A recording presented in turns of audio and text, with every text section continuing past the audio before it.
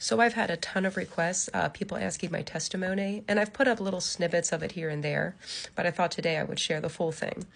Um, so let's see. So I was born and raised Jewish. I didn't know anything about Christianity. I did have a friend growing up who was Christian, and she went to church, and she had mentioned Jesus before. So I asked my parents, who's Jesus? And she just, she told me he was a Jewish man who believed that he was the son of God. Like, he was crazy, but it like started a whole new religion. And so I just said okay and moved on. And I didn't even know at the time that the Holy Bible had the Tanakh, that the Holy Bible had all of the prophets in there. Like, I didn't know that Christian people knew and read what Jewish people did. Like, just zero anything about Christianity. So anyway, fast forward to 4 years ago, I'm really struggling, anxiety, depression, and I won't get into detail, but it was bad.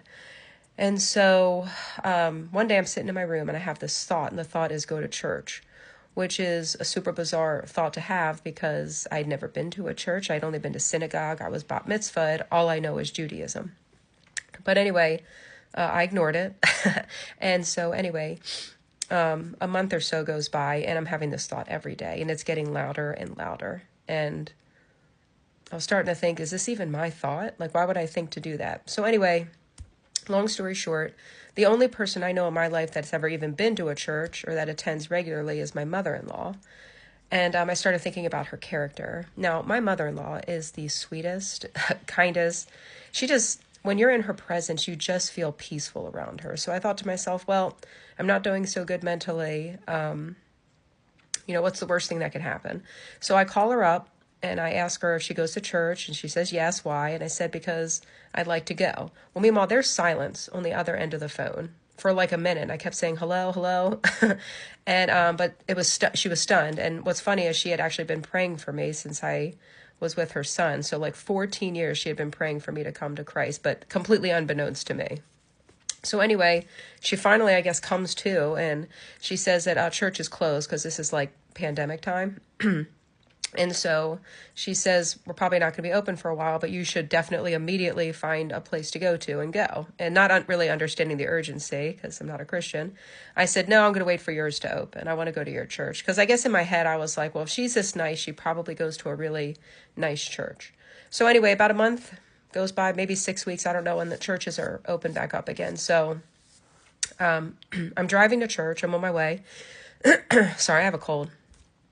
And as I'm going there, I start praying to God. Now, this is something I did not normally do unless I needed something. I did not have a real relationship with God, but I was like, Lord, I was like, if I'm doing something real bad here, as a Jew going to a church, I said, please give me a sign, stop me, do something. And I said, and if you don't, and I go, and you still don't like it, I was like, just forgive me, I'm sorry. So anyway, we get to church, we sit down, and they start playing worship music.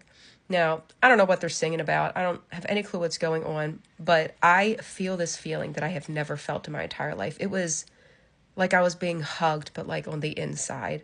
And I just start bawling my eyes out, like kind of loudly, and people are looking at me at this point. And what's real funny is that I never cried. I was on anxiety medication and stuff like that. And so I literally like lost my ability to cry. So I was stunned, first of all, that I was crying at all, because I didn't do that.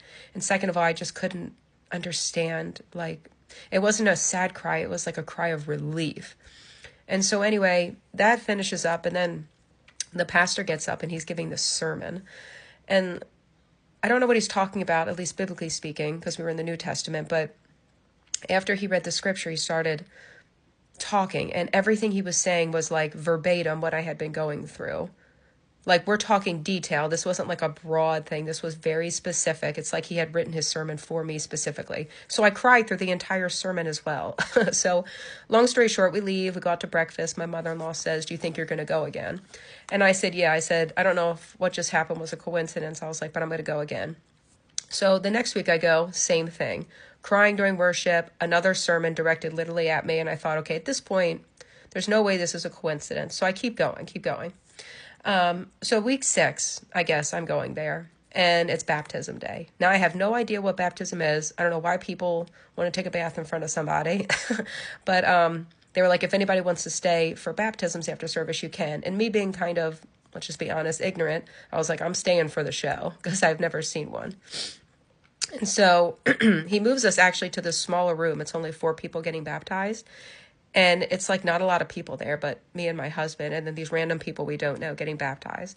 So each one's going into the water, kind of giving their testimony, and then getting baptized. Well, I am just, in good Adrian fashion now, crying after every single baptism, like hysterically. And at this point, it's like sealed the deal. I'm supposed to be coming here. God's trying to speak to me. But at the same time, I am terrified because if my family finds out I'm going to church, they're going to kill me. Not really, but I'm terrified, you know? So anyway, it was like 2 weeks after baptism, and a lady comes up to me, and she says that she's the youth pastor's wife, and she wants to do Bible study with me. And it sounds terribly boring, and so I say out loud, because, you know, I'm just coming here to feel better. I'm not trying to read anything. You know, I still was terrified to read the Bible as a Jew, to defy God possibly. And so I stopped and thought about it for a minute, and I thought, well, what's the worst that could happen? So I told her, okay. So I start going to these weekly Bible studies, and it's like I'm really enjoying them, and I'm learning a lot. And by like the 6th or 7th session, she says to me, read Isaiah 53. And if you haven't read it and you're a Jew and you're watching this, you should read it. But it's basically a prophecy of Christ's crucifixion. So anyway, I read this out loud. She asked me to do it out loud, which I thought was bizarre. But as she was doing it, I was reading, I started crying, and literally the veil that had been over my eyes my entire life, that blindness, it was gone. And I said the words out loud, Jesus is the Messiah. And that was it. So I proceeded to go home and read the entire New Testament, like start to finish. And I did it probably in a couple of weeks. And then I did it again. And then I did it again. And then I read the whole Bible, like start to finish. And I would say at about 1.5 years into my walk, God called me to start teaching that fast. God was giving me wisdom and understanding at an exponential rate. And so basically, that's my story, how he saved me. I was able to get off all of my depression medication. I did eventually tell my family, and as you can imagine, they were extremely angry. I've got some family members that don't even speak to me anymore. I've got other family members that think I'm insane. That's okay, though. Their veils are still on, and I pray for them all the time that God might remove their veil and wake them up. So anyway, that's a very short version of my story, and that's where I am now. And I told God, I don't understand why you saved me. You're talking, you know, my parents are Jewish, their parents are Jewish, and I go all the way back. I'm from one of the 12 tribes, who knows which one.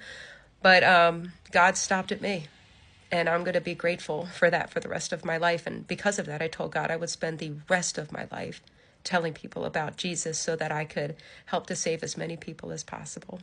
Anyway, that's it.